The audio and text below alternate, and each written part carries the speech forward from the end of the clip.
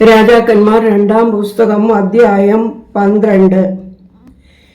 യേഹൂവിന്റെ 7-ാം ആണ്ടിൽ യഹോവാശ് ഭരണമാരംഭിച്ചു.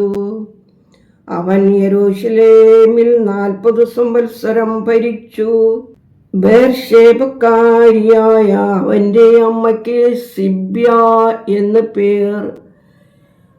യഹോയാദാ പുരോഹിതൻ യഹോവാശിനെ ഉപദേശിച്ചു പോന്ന കാലമെല്ലാം അവൻ ദൈവത്തിന് ഇഷ്ടമായത് ചെയ്തു. എങ്കിലും പൂജാഗിരികൾക്ക് നീക്കം വന്നില്ല. ജനം പൂജാഗിരികളിൽ യാഗം കഴിച്ചും ധൂപമർപ്പിച്ചും പോന്നു.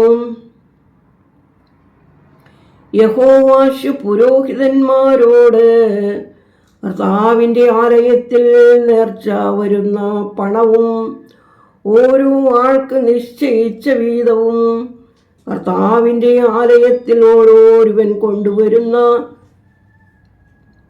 സ്വമേധാദാനമായ പണമെല്ലാം